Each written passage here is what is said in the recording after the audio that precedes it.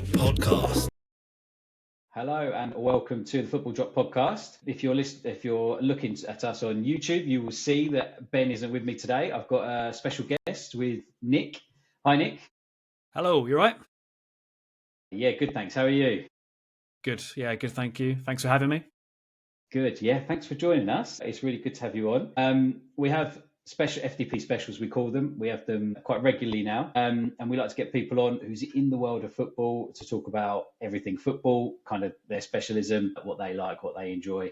So it's good to have you on. If it's all right with you, if you wouldn't mind just introducing yourself, what involvement you have in football, and then we can sort of take it from there. Yeah, cool. So my name's Nick Thomson. I'm a freelance podcast producer and editor. But yeah, I mainly specialise in football podcasts. So my background, I used to be the podcast producer at Manchester United. And since leaving Manchester United, I freelance on different jobs, including with The Athletic and Give Me Sport. Thank you very much. The Athletic's an interesting one, isn't it? Because that kind of, for me anyway, I don't know about sort of other people sort of listening, but for me, it kind of really sort of got its name when David Ornstein joined, and it seemed to sort of grow from there. Is that right? Fair for me to say? Yeah, well, there's some truth in that. Football journalists have almost become like as famous as footballers themselves, haven't they? Like Ornstein, he's got like millions of followers. Yeah. And he's not the only. Maybe he's got the biggest following, but there are so many other journalists who are not far behind him. And in my opinion, I always followed what The Athletic did. I was a big fan of their podcasts, and I just thought they had like the best journalists on there. So for me, it's actually a real dream that I now work on some of their podcasts because I was a big admirer of what they're doing. I think they get the balance right of like top level professional journalism, but also like humor, personality, and banter, which is I think is perfect. Yeah, definitely. Yeah, I agree. And the caliber of guests as well has got to be sort of up there with all of these podcasts. Who you can get on, whether they're relevant at the moment, what they say, so you can grab that headline. We spoke about it a little bit about clickbait and all that sort of stuff. Have you sort of noticed in your experience sort of that progression of getting the clickbait, getting the views quick, especially with TikTok and things like that as well? Yeah, because when anyone creating content, whether you're a YouTuber or a podcaster or whatever, there's so much out there. So you have to grab people's attention. And of course, you never want to be putting out anything misleading when it comes to clickbait. Yeah. Sometimes there's a fine line, but between getting people's attention and it being misleading or not. But I think The Athletic do a good job of honest journalism, gets people's attention. And you're right, like top level guests that they get on, and that's just the great work of the journalists who have over years like nurtured relationships with people, whether it's footballers or managers or whatever, having those relationships. And as a like an ex-footballer or an ex-manager, if you've got a journalist that you really trust who is going to publish stuff that's honest and fair and not double cross you or whatever, then that's really valuable. And I think The Athletic do a good job of, because even like someone like Andy Mitten, like he's a Manchester United writer, but for The Athletic, he does jobs for other news outlets as well, but he's done really well just to nurture those relationships. Even though he's a Manchester United fan, he's now regularly WhatsApping Ole Gunnar Solskjaer or Nemanja Vidic or whatever, and he's become friends with these people. So he's done well to nurture those. Go back to you and kind of your career. How did that start out for you in a sense of getting into football and podcasting? Yeah. So it was first just podcasting as a hobby. I used to have a job where I drove around the country. It was a sales job, but I was driving in my car and I was always listening to podcasts or radio. And this is back in 2015, where not everyone knew what a podcast was like they do now. And it was actually me and my wife. We both thought it'd be fun just to start our own podcast. And we spoke about travel. Like that's another passion of mine. So we just spoke about all of our favorite places we've been. And we did it as a hobby for years, and I never thought it'd actually turn into a job. But the longer you do something, right, like the more experience you get, the better you get, and eventually someone might want to pay you for those skills that you have. And so then, like me and my wife, we started our own online like podcast editing business. So if people needed help making a podcast, we could do that for them. And at first, we charged really crazy cheap prices, and it just evolved from there. I was in business doing that for a while. And then I applied for the job at Manchester United as their podcast producer, and I got that. And then it just went on and on from there. But I do remember, so at first it was just podcasting I was in, and I'm thinking, how good is this? I'm making podcasts. But then actually going into football podcasts, which is something I'm really passionate about, was really exciting. But I remember the first time I got my taste of doing anything football podcast related, me and my wife, we were in Cyprus and we were making a podcast all about the country of Cyprus. Like, it's an interesting place. Not many people really know. Like, you go there for a bit of sunshine, but then for a lot of people, that's it. Or they go to Ayia Napa and get wasted, for a week and have a great time, and then do lots of stuff they regret, and then they come home and that's it. That's all they think about Cyprus. But it's a really interesting place politically because the country's split into two, like the Turkish side on the north and the Greek side in the south. And me and my wife, we were there. We were making a podcast about this and how it affects people's lives. Like, we spoke to this mum who, she's on the Turkish side, but every day she drives across to the Greek side to take her kids to school, because she, in her mind, if her Turkish kids are growing up with Greek kids, then in the future, like, they're not going to be enemies, they're going to be friends, right? And that's so amazing. Anyway, we got talking about football, and through some contacts, I got chatting to the guy who like runs the Turkish Cypriot football, like FA, and I spoke to a player as well who plays for a local club, and he also plays for the country of the Turkish Republic of Northern Cyprus. But the problem is they're not a FIFA recognized country. Like, it's not an official country. Only Turkey recognizes it as an official country.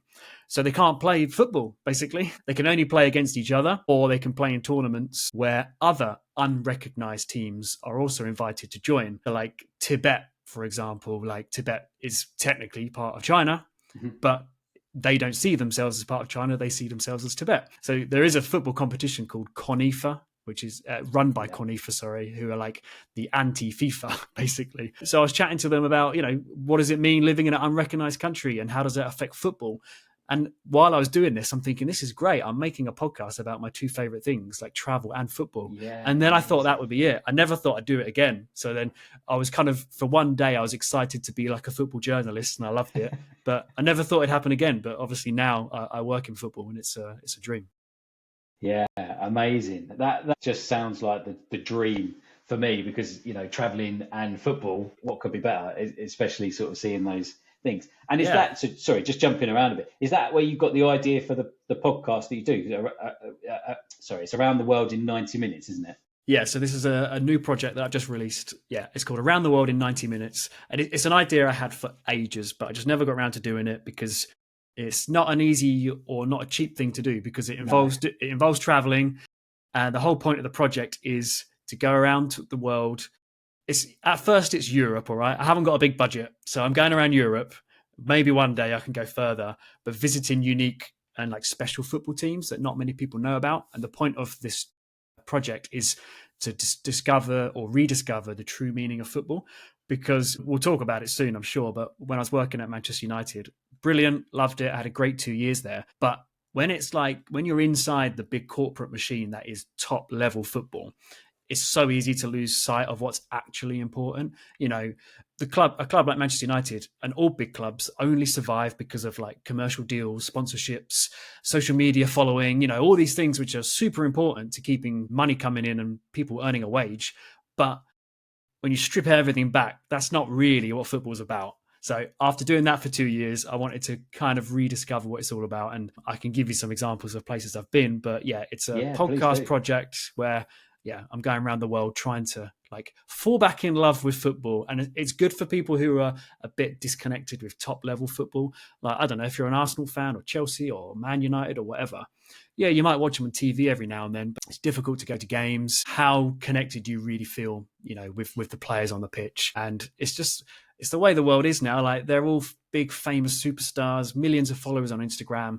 Like, you can't get close to the players. And you hear stories about, like when I was working at United, you hear stories about in the 50s, like the Busby Babes, like those players who you could go out into town and go to a pub and they'd be there and you'd meet them, and people would genuinely, like, people were friends with them. So that's like such a tight connection to a team. And that's why, tragically, when they died in the Munich air disaster, that's why it hit people so hard, because literally not just your heroes and your football team had died, but like your best friends as well. But you can't get that anymore. So I've traveled to a few places where kind of that does still exist a bit. I'll give you one story. So Yeah. I went to Madrid, not for Real Madrid. And I like your Atletico Madrid shirt in the background. It's good. Thank you. Yeah. But just a little quiz. Do you know how many other La Liga teams are in Madrid? La Liga teams in Madrid. Oh, there's got to be a few. I would say in total there's 5. So you've got Real Madrid, Atletico, and can you at least get one of the other 3? I wasn't expecting a test. Who are they? My mind's just gone blank. I can't think of a single Spanish team now. You've done this to me. Yeah. I've put you on the spot. You've got Leganes, however you pronounce it. You've got Getafe as well. Getafe, and then the one I visited was Rayo Vallecano. Okay, and I think this is a real special team. I think currently they're 6th in the league, which is mad because they're a small team, tiny budget. They're from a really poor neighborhood of Madrid called Vallecas. And the reason why I wanted to go there because I heard this true story and I just fell in love with the club. So in 2014, there was this lady, like a widow, old lady. She lives alone. She's always been a fan of the club and she was having financial difficulty and the bank were threatening to take her home, basically. And word got around town, and this is a community where everyone knows each other, including the players. Like the players and manager of the football team. It was the manager, a guy called Paco Jimenez. He heard about this problem, that this old lady was about to be kicked out of her home. And he said, we can't allow this to happen. This football team is here to benefit the community. So he spoke to the players and they all had a whip around and they all chipped in some of their wages. Again, they're not rich footballers. They all chipped in some of their wages and they paid off her debt and they helped her. I think actually she did lose her home to the bank, but they helped her get into a new home. And it's a really nice story. And obviously she was very thankful and very emotional. But the point of the story is that the football club is there to benefit the community, not the other way around. And just to think that a club like that are in the same city as Real Madrid, these huge, huge giants who've got endless amount of money. There are still poorer teams out there who are genuinely looking out for the community. So I went to Madrid to learn about this club and it's a real special story and it makes you fall back in love with football or it makes you feel good about humanity when you hear stories like that. Yeah, certainly is. Yeah, and there's an element of that because we had a guest on a little while ago who was talking about local football and grassroots football, and that kind of inspired me to go and start to have a few local games. So we're based in Kent, so I went up to Gillingham and saw a Gillingham game. Really enjoyed it. My son's fallen in love with Gillingham all of a sudden, and nice. We want to go and see that more. So I guess that falling in love with football is that you've got the Champions League, you've got the Europa League. But actually, there are individual teams out there who've got all of these different stories of how they became and what they're about and how they're helping the community.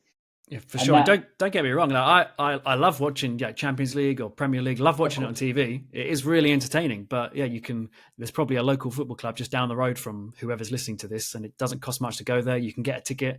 You can stand. You can walk around the stadium. You can bring a dog. You could probably have a drink. You could smoke a fag in the stadium if you want to. But there are places where you can still do all this sort of stuff where you can't at top level stadiums. Yeah, definitely. Yeah. And is there any other sort of episode that you've recorded? Because I think it only started in January. Yeah, I think you're right, actually. Yeah, it was January. So January, far I've released. So I went to, here's another quiz question for you. You ready? Oh, okay.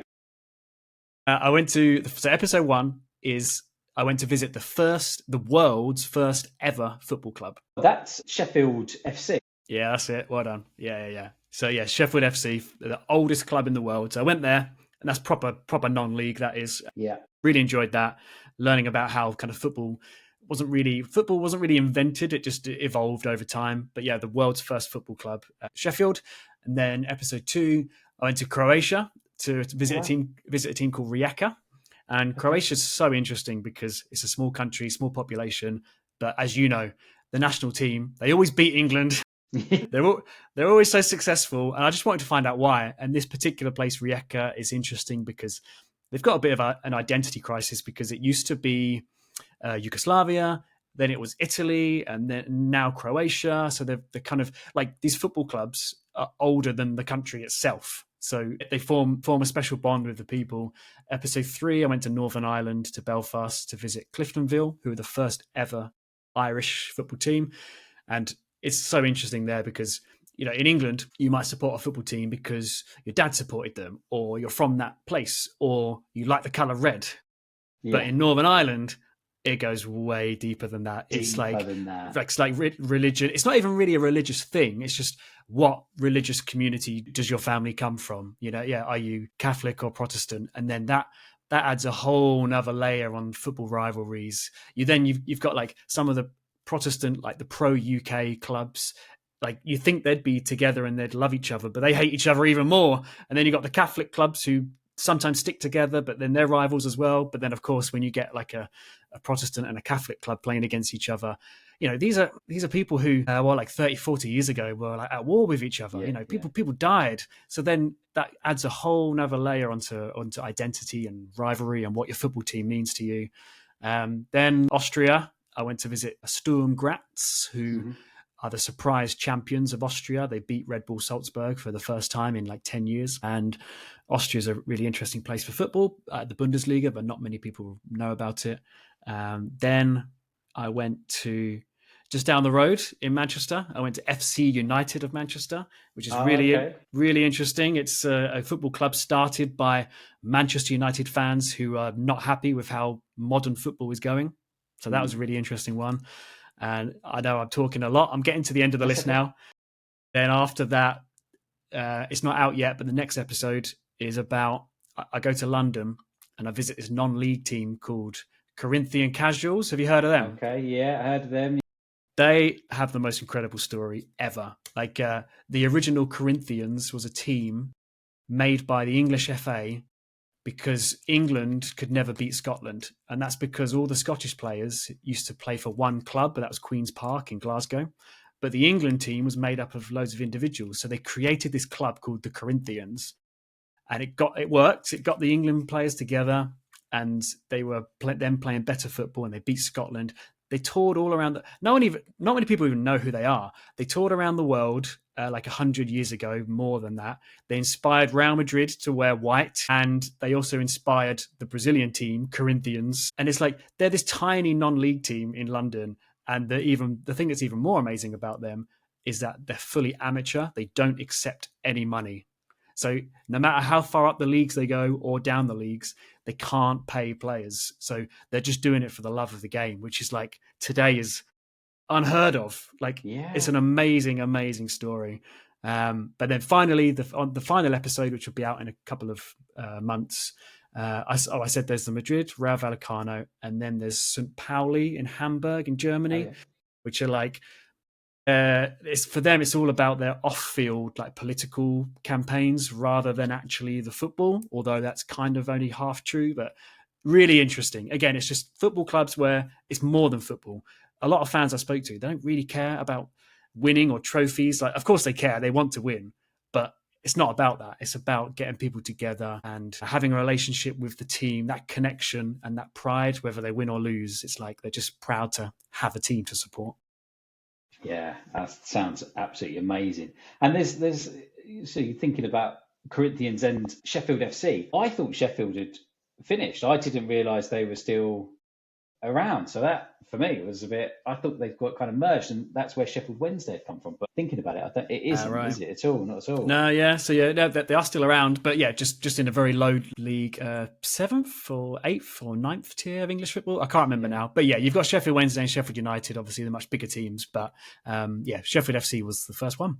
Yeah, no, brilliant. That's amazing. And you can get those on YouTube and where people get their podcast. Yeah, it's only audio, so Apple, Spotify. Yeah, around the world in 90 minutes. Yeah, thanks for letting me plug it. No, not a problem. And have you got anywhere sort of, thinking money, no object, where would you want to go? Yes, a good question. I'd like to go to Brazil. So when I visit Corinthians, they're now called Corinthian Casuals because they merged with another team called Casuals FC. Okay. I would like to go to Brazil. We did, like, in that episode, I did learn about football in Brazil, but I'd like to actually go there. I've been there before on holiday, and that was before this project. So I'd like to go back again because it's my favorite place. So I'd like to do a deep dive into football culture there. But I think somewhere in the Middle East, actually. Like, I'm not necessarily saying Saudi Arabia because, I don't know. Who knows what to believe? You hear bad stuff in the media. You sometimes hear good stuff. Who knows what the truth is? I know they put on some great sports events like Formula One and boxing or whatever, but maybe Saudi Arabia. I'd like to know if the people on the ground, how much do they love football? What does football mean to these people? Because all we hear about is the money. So that would be interesting. I've got one. I've got it. In Morocco, there's a team in Casablanca in Morocco who apparently have the best fans in the world. I don't know who decides this thing, but there's a list out there of like some sort of ultras website, and it lists the top 10 teams who've got the best fans in the world. And apparently there's a team in Casablanca who are number one. Okay. That would be interesting. Let's hope you get there. Let's hope you do that. I hope so. Brilliant. Okay, well, thanks for that. So sorry, I know we've been jumping around, but going back to Manchester United, obviously you was there for a number of years, and that would have been a huge experience for you. And you was the podcast editor for Manchester United. Yeah, like podcast producer and the editor for Manchester United. Yeah, it was, like I said, I saw the job advertised and I thought, I'll apply for it. I was living in Manchester at the time. I still am. I thought, that looks fun. I'll apply for it, but I probably won't get it. But obviously someone has to get the job. Yeah. And yeah, it was a great experience. It was a great place to work. With all I haven't been there since summer 2024. And since then, there's been lots of changes going on, lots of difficult changes. The club is trying to get back into a financially sustainable place. So there's lots of difficult decisions have to happen in the short term for long-term success, with, lots of people losing their jobs, unfortunately. Yeah. And at the moment, with the club not being where they want to be, it's a tough place for people to work at, like good people doing good jobs, just under difficult circumstances, really. The time I was there, really enjoyed it. It's when you are growing up as a football fan, to see inside, a big, maybe the biggest club in the world, Manchester United, Real Madrid, Barcelona, possibly, but everyone knows who Manchester United are. Seeing how a big club like that is run is fascinating. Spending some time at Carrington with the players, so interesting. That's a place where even the most diehard Manchester United fans may never even get into Carrington to see what goes on there. Sometimes they might arrange tours or whatever, but it's only special circumstances. So seeing behind the scenes was incredible. It's fascinating for me. But yeah, my job was to request access to some of the players and arrange podcasts with them, whether that be current players or ex-players who used to play for the club many years ago. And often, you understand it, often it's the ex-players who are now retired.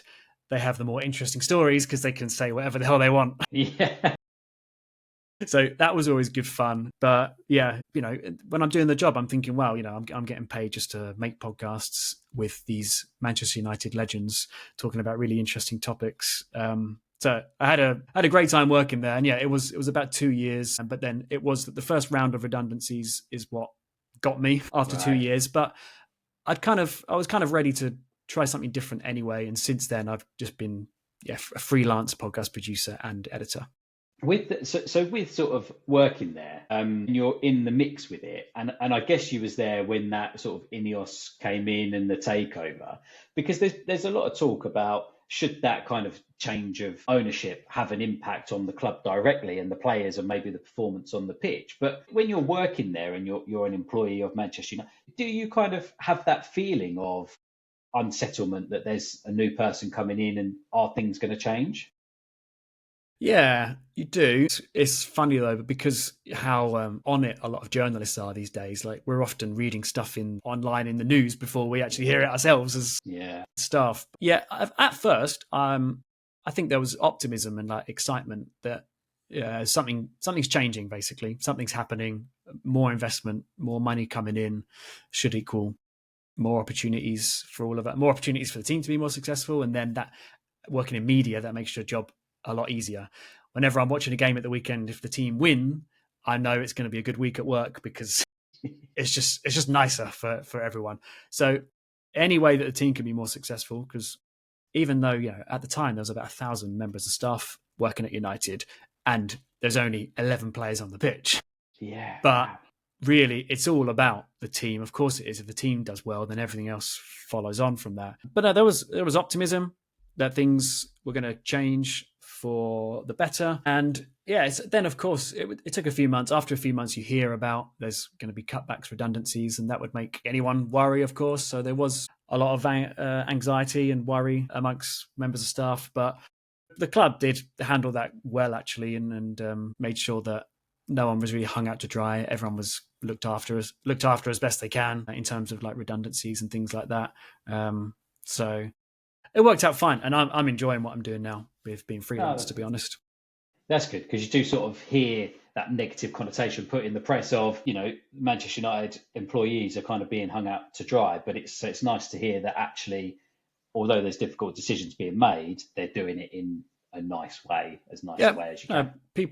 Staff were looked after. There's a lot of communication, and it's just something that has to, who they're in this position because the club wasn't making money; it was losing money. So something had to change. But just while I was there, like some highlights of working there was I was going to come on to that. If you imagine, like, there's this one podcast job that I managed to do, which was visiting. So again, my passion, travel and football.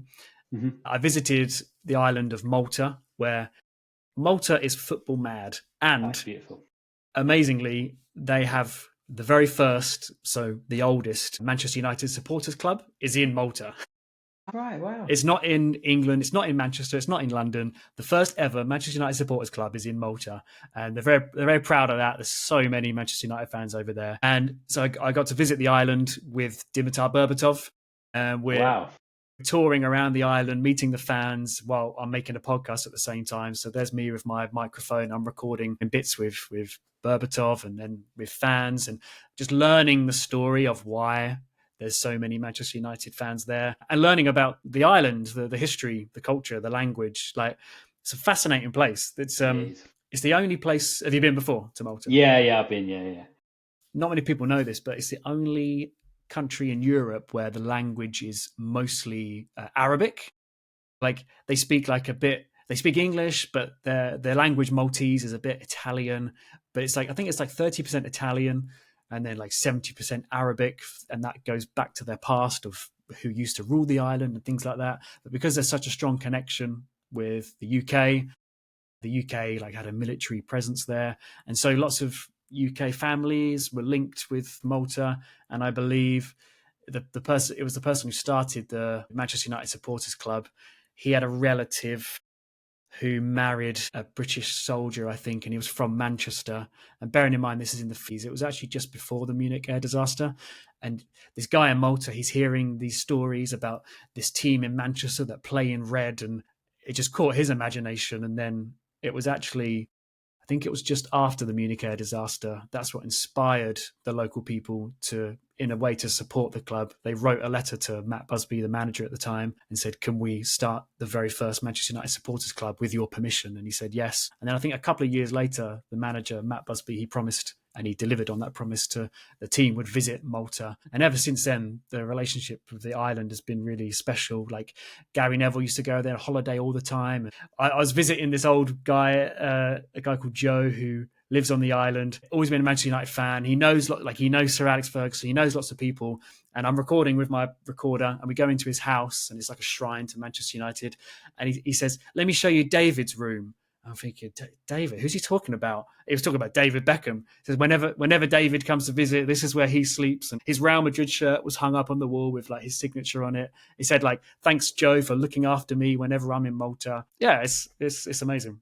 That's special. Yeah, that is incredible. And was there any moment when you was at United that you felt a little bit starstruck and a little bit sort of, I'm not sure where to go from this? Yeah, I did at first, yeah. But that just made me it made me more focused to make sure I'm doing my job right. Like, have I pressed record? Yeah. Literally, during a recording, I'd check like 100 times. Are we still recording? Are we recording? Because, with some of the players, you only get like one shot at an interview. So, no, I did. I think it was people like, Dimitar Berbatov was one. I guess Gary Neville was another one, because he's always on TV. You see him everywhere on TV, don't you? Yeah. So people like that, current first team players. I really enjoyed meeting Fred. Do you remember Fred? I remember Fred, yeah. He's like the nicest guy ever. Oh, really? So you did feel like that at first, to be honest. But once you're there for a while, you get used to it, and you're just there doing your job. And I know everyone says this about, I don't know, famous people, singers, actors, or footballers or whatever. They're just people. They're just normal people. And footballers, I know they get paid a lot of money. It can't, you imagine it, it can't be, it's a strange existence being a footballer because you're so famous. Like, what can you really do? Like, you can't go out into town. You can't go to a bar or a restaurant. Like, apart from training, playing games, traveling to games, at home with your family, like, what else can you really do with your life? You know what I mean? Yeah, exactly. Yeah. No, we've had this conversation a few times, meeting a few footballers, and you just think, God, I can't believe they're a professional footballer and they're so down to earth. But they're just people. They're just human beings. For sure. Is there, so when you're sort of producing the podcast, and is there kind of like a pressure to do something different or do something new? And where do you get your ideas from, and how do you come up with what we're going to do with this person? Yeah, that's a good idea. Yeah, I do want to make sure we're doing something different and that it stands out from everything else that's out there. Like, yeah, the big advantage of being at Manchester United, even though we can't be so liberal on what we say, like journalists can, like freedom of speech, where journalists can say what they want. If the team are good, they'll say the team are good. If the team are rubbish, they can say the team are rubbish. But when you're working for club media, it's different. Like, you're not there to slate the players. You're there to kind of big them up and, make the club like look good or whatever. You're focusing on the positives. So, but the advantage we had is we had the access, we have access to players. So, okay, that's the one like USP to make the podcast stand out. There could be an interview with Bruno Fernandes, great. But rather than it just be a conversation, what can we do to make it different? And I'd like to break up the chat every now and then with maybe a little game, a little feature. Since we've done this chat, I've quizzed you twice. True.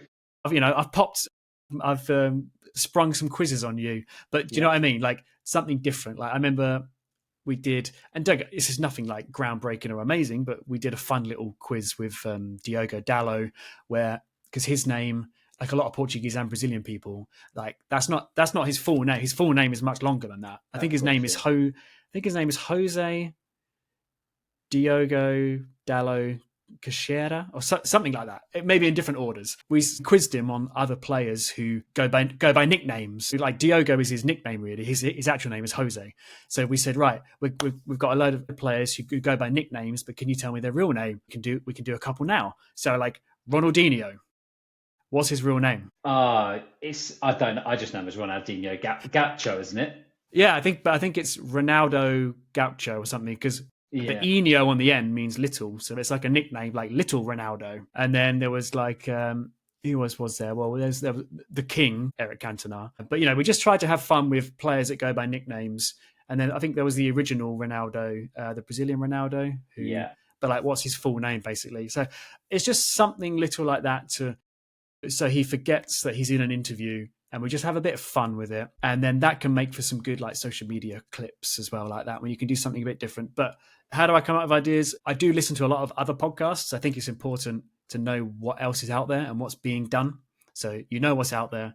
So then you can try to think, okay, how can we do something different? And a good tip, like to help you with ideas, use AI tools, like ask ChatGPT. Say to ChatGPT, like, I'm doing an interview with Nick Thomson tomorrow, or talking about football. Come up with some original fun feature game ideas or whatever. And that might not be the final thing that you use, but it will come up with suggestions, and then that will get you thinking about, all right, we won't do that, but actually that's given me an idea. So I think people who are not using these AI tools that are available, you're missing out, really. It's not cheating, it's just helping you get there. Yeah, I completely agree with that. Yeah, that's a good idea. I'm going to be on ChatGPT, and I've also just looked. So it's Jose Diogo Dalot Teixeira. There you go. Yeah, I think Teixeira. Yeah. I don't know the pronunciation. There you go. I think I got that right, didn't I? I think you did. Yeah, I think that's 10 out of 10 for that. No, that's great. So, football. Have you got a football team that you support? Yeah, and actually, they were mentioned earlier. Believe it or not, Sheffield Wednesday is my football team. Is it really? Yeah, but I'm not from Sheffield. I'm from Essex, close to where you are. Okay. But my granddad was from Sheffield, so I grew up with my granddad and my uncle being big Sheffield Wednesday fans, and I liked it that it was just something different. All of my mates were either like Spurs, West Ham, Arsenal, Chelsea. I liked something different, but I don't like the fact that I've never really enjoyed any glory. It's been tough. But how about you? Who's your team? I'm Arsenal. Big Arsenal fan. Yeah. Yeah, and it's only because I think a friend of mine supported Arsenal. They were top of the table. I watched them play with him, and I was like, yeah, this is my team now. Yeah, and then it stuck. Yeah. So yeah, but actually, there was one thing, and one other thing that got me to the podcast series I'm doing, like trying to find the real meaning of football. There's one time when I went to go watch Wednesday from Essex. I drove all the way up. It was like New Year's Day. I drove all the way up on my own because I wanted to watch them. And so it's like a 3 or 4 hour drive. Obviously, it's expensive for petrol. Paid for my ticket as well. Watched the game. We lost 2-0 to Burnley. Miserable weather. And again, I was on my own, no friends, because no one wanted to go with me from Essex. And then drove all the way back home on my own. And I remember thinking, like, I've had a rubbish day. Like, it was lonely. It was expensive. And then I kind of promised myself I'd never do that again. I'd only do it if I'm going with friends, or if Wednesday are playing away at a local team like Ipswich or Norwich or whatever, like me living in Essex, or a London team, I'd try to go.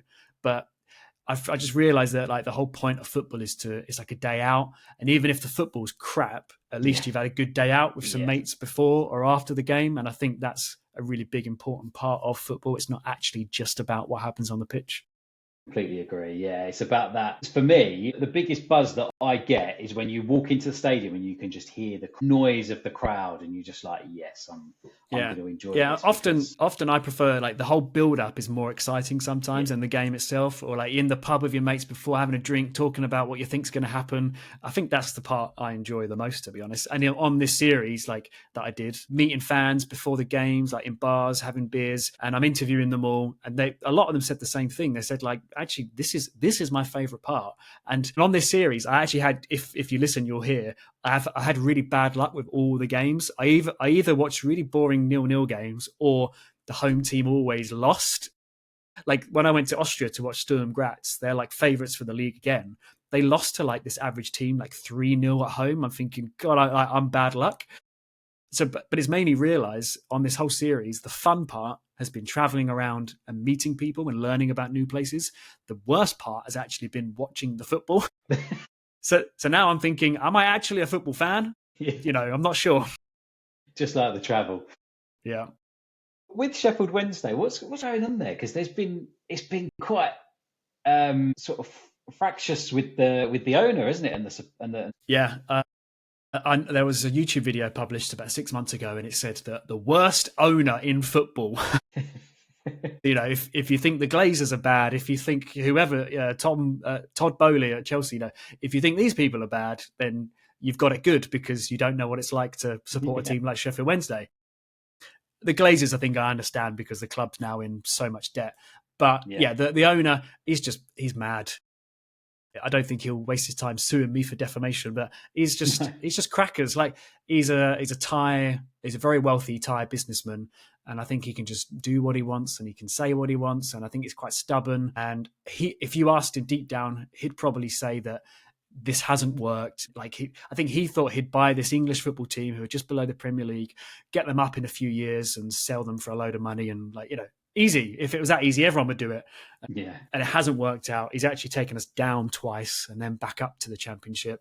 I think really, if he was honest, he'd probably say that he'd just sell and get out, but he's too stubborn, because that means he would have failed. And he does some weird things, like fans, season ticket holders or members will get emails from the club saying, like, next season, would you like us to raise ticket prices and sign good players? So, you know, you're going to pay more money for it, basically. Or would you rather ticket prices stay cheap and we have a crap team? Like, it's like, don't ask the fans these questions. Like, this is your job to run the club. And there's been a few, and I think he's blamed the fans for the bad situation the club is in. I think he's even asked for fans to donate money to get the club out of financial problems. And again, it's like, this is your job to run the club in a sustainable way. You're supposed to be a intelligent businessman, so you should, and it's just a bad relationship. He needs to go. The fans want him to go. He probably wants to go, but he's just too stubborn to admit it. And I think Wednesday we're about to lose our manager, who he's a star of the future, a German guy called Danny Roll. I think he's going to Southampton next season. What he's done with the team he's got at his disposal is a miracle. He's like a bit of a tactical genius. I think he's my age. He's like 35 years old. He's got a bright future, and he's done really well with us. There's only so far he can take us, and he's probably glad that his boss will no longer be Dapon Chansiri, this Thai businessman.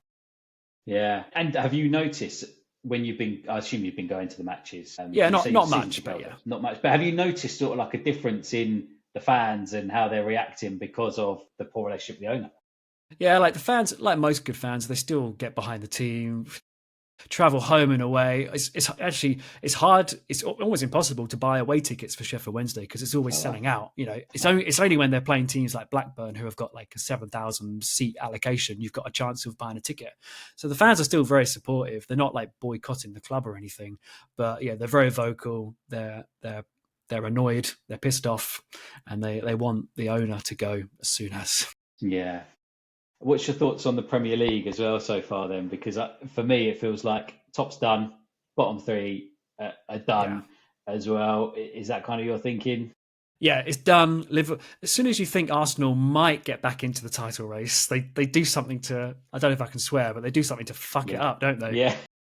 It's Liverpool's for sure. The bottom three, yeah, it's just, there was talk at one point of Manchester United maybe being relegated, but luckily for them, those bottom three teams are just so far off it. Yeah. You know, Ipswich have put up a good fight, bearing in mind where they've come from. Southampton maybe are probably going to be the worst Premier League team in history.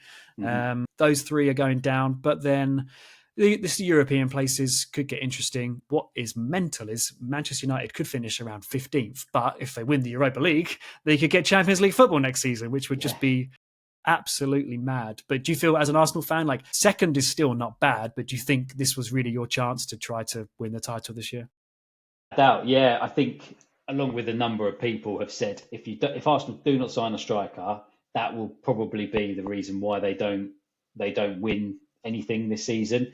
And I think that's probably the reason why we're not going to do very well in a sense of trophy. But I still think if you look at where we were, I was going to Arsenal games sort of 5 years ago and just sitting there thinking, what is this? Where is our midfield? What is going on here?